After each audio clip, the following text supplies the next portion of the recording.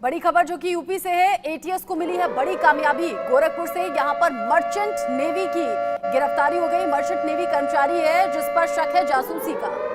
राम सिंह नाम इसका बताया जा रहा है। पाकिस्तानी महिला को खुफिया जानकारियां देता था। आईएनएस विक्रांत, आईएनएस विक्रमादित्य की फोटो भी इसने शेयर की थी। न सिर्फ फोटो बल्कि कई जरूरी जानकारी शेयर की गई।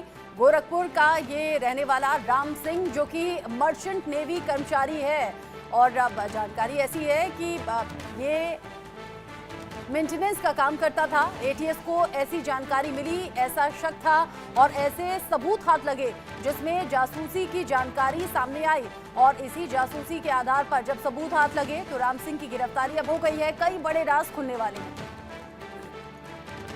गोरखपुर के रमुआपुर में मौजूद हूं मैं और यहां पर राम सिंह को अचानक शाम में एटीएस की टीम लखनऊ से आती है और पूछताछ करने के बाद तकरीबन 6 बजे उसे अपने साथ लेकर लखनऊ रवाना हो जाती है।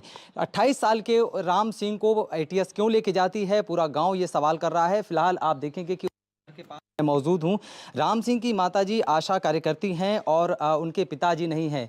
राम सिंह कुछ दिन पहले मुंबई कमाने गया था, वहां से लौटा है और यहां के लोगों का मानना है कि वो काफ़ी अच्छा है। आप क्या कौन है उसके, राम सिंह के बाबा हैं आप? राम सिंह को आप बाबा हैं, आप बहुत अच्छे से जान रहे होंगे बचपन से। कैसा लड़का था, किस तरह से बातचीत करता था? बहुत सही लड़का है। पूरे गांव के लोग से पूछिए, बहुत सही लड़का। और 2 पुलिस आए, एक सादे ड्रेस में थे, वो बैठा कर उसको ले चला गया और उसका मोबाइल भी निकाल कर ले लिए और ले गए थाने पर। और थाने पर कुछ पूछ जाँच हुआ, उसके बाद लेके चले गए। आप लोग से कुछ नहीं पूछे। ये बताइए आप कौन हैं राम सिंह की? राम सिंह की मैं चाची हूँ। वो बहुत अच्छा लड़का है, उसको झूठी फंसाया गया है।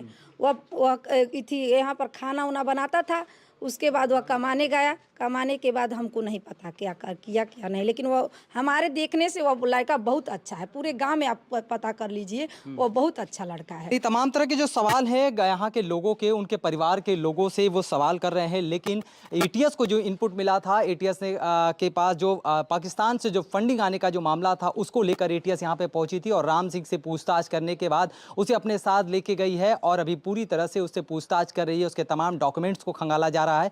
फिलहाल एटीएस की जांच तक राम सिंह उनके पास ही है और जब जांच पूरी होगी तब जाकर के ये पूरा मामला सामने आएगा कि पाकिस्तान से फंडिंग और उसके कनेक्शन का ये पूरा मामला क्या है।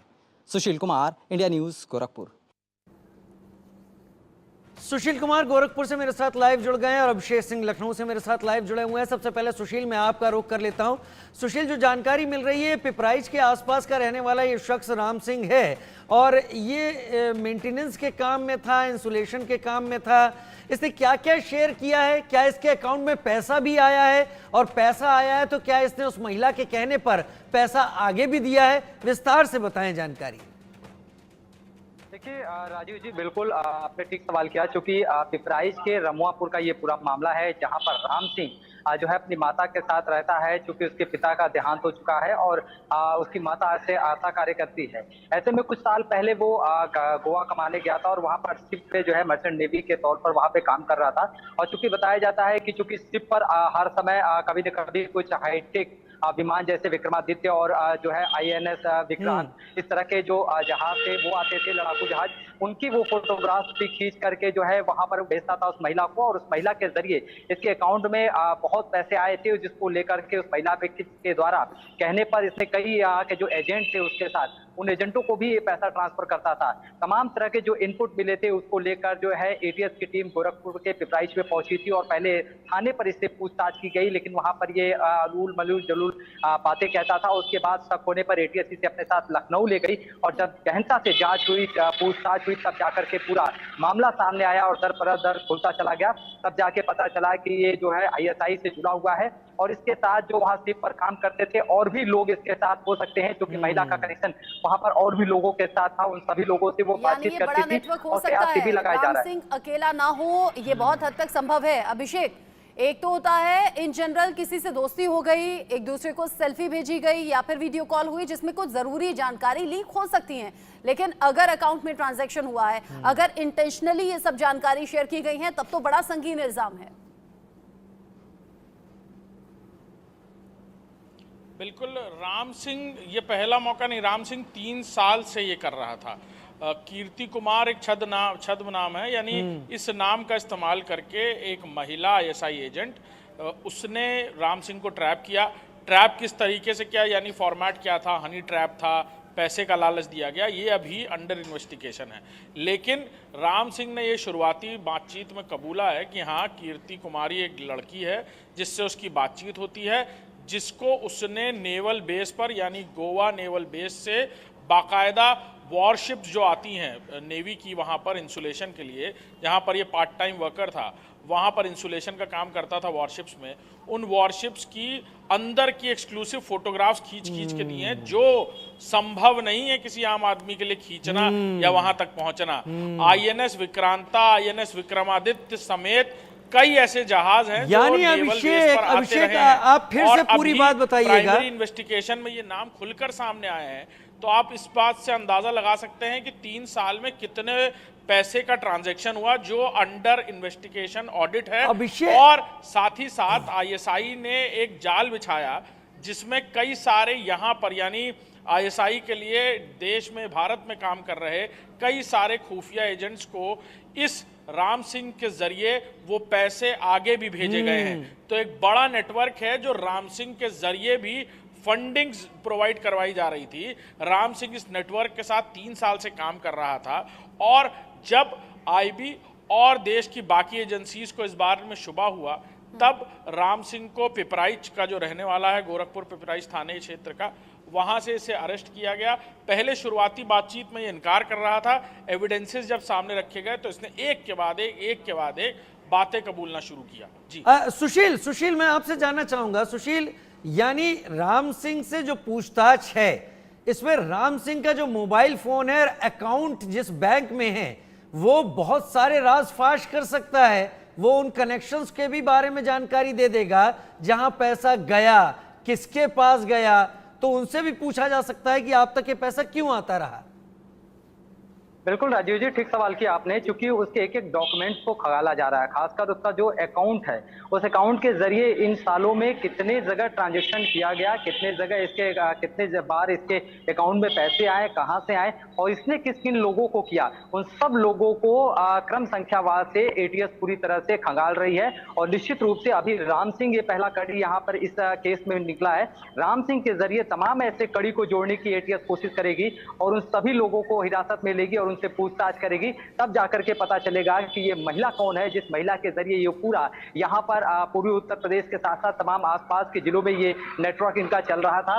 और खासकर इस तरह के लड़कों को, जो 28 से 30 साल के लड़के हैं, जो इस तरह से काम करते हैं, उन्हें मोटिवेट करके, उनका माइंड वॉश करके, उन्हें अपने चंगुल में फंसा करके, उन्हें प्यार का झांसा दे करके बाकायदे उनको इस चीज में ढकेला जा रहा था। और बाकायदे जिस तरीके से एक्सक्लूसिव फोटोग्राफ्स इसके द्वारा भेजे गए हैं, उसमें कहीं ना कहीं एटीएस के साथ तमाम जो खुफिया एजेंसियां हैं उनके भी कान खड़े हो गए हैं और पूरे गहनता से इसकी तलाश, इसकी जांच की जा रही है। और निश्चित रूप से एटीएस को बहुत से ऐसे अहम सुराग मिले होंगे, जिसको लेकर कल उसकी मां को भी, यानी जो राम सिंह मुझे तो ये लगता है कि ये तो उस पॉइंट पर भी गलती और खामी हुई है, जहां पर ये शख्स पार्ट टाइम वर्कर होने के बावजूद मोबाइल का इस्तेमाल करके इतने सिक्योर एरिया में फोटोज खींच रहा था। अच्छा अभिषेक, नियम क्या कहता है? साथ ही साथ मर्चेंट नेवी में कर्मचारी के तौर पर यहाँ मेंटेनेंस का काम करता था, इंसुलेशन का काम करता था, एक्सेस कहाँ तक होता है इस पोस्ट के लोगों को, और क्या जानबूझकर अंदर जाकर या जबरन या चालाकी से एक्सेस लेकर ये जानकारियां उसे साझा की?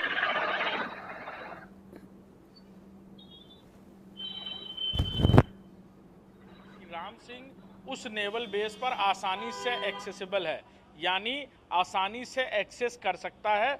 और आईएसआई ने सोची समझी साजिश के तहत राम सिंह को इसलिए भी ट्रैप किया कि राम सिंह का एक्सेस इंसुलेशन की वजह से उन एरियाज तक है जहां पर नॉर्मली आदमी या कोई भी काम करने वाला कर्मचारी नहीं जा सकता। इंसुलेशन के लिए शिप के बेस तक जाना पड़ता है, शिप के बेस के बाद शिप के डॉक तक जाना पड़ता है, शिप के डॉक के अलावा शिप के बाकी हिस्सों में भी घूमा जा सकता है इंसुलेशन के काम के लिए।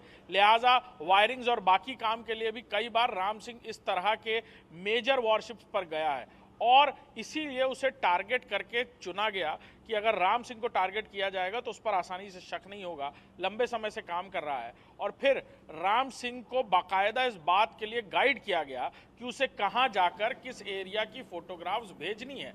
राम सिंह ने उससे पहले कभी अपने मोबाइल से शौक में भी कभी फोटो नहीं खींची किसी नेवल शिप की, ये उसने अपने कबूलिया बयान में बताया। तो बाकायदा उसे गाइड किया गया। हाँ, जो आप सवाल कर रही हैं कि गाइडलाइंस और अगर जो पेरिफेरी है नेवल शिप्स की वो ऐसी नहीं है कि कोई भी कहीं पर जाकर फोटो खींच सकता है, लेकिन हाँ ये ज़रूर है कि अगर कोई कर्मचारी वहाँ काम कर रहा है, उसे पता है कि उसे ये फोटो खींचनी है, तो वो फ़ोन छुपा कर ले जा सकता है, वो फ़ोन अपने किसी सामान में ले जा सकता है, उसे बाकायदा ट्रेनिंग भी हो सकता है दी गई हो आईएसआई की तरफ से कि कैसे मोबाइल को ले जाना है, यानी इंटेंशनली ये सब कुछ किया गया ताकि पाकिस्तानी महिला तक, आईएसआई तक ये सभी जानकारी पहुंच सके। वो भी मोटी रकम इन सभी के एवज में वसूली गई है राम सिंह के जरिए, लेकिन एक बड़ा नेटवर्क भी हो सकता है, जैसा अभी सुशील ने इंडिकेशन दिया। सुशील, अभिषेक, बहुत शुक्रिया आपका।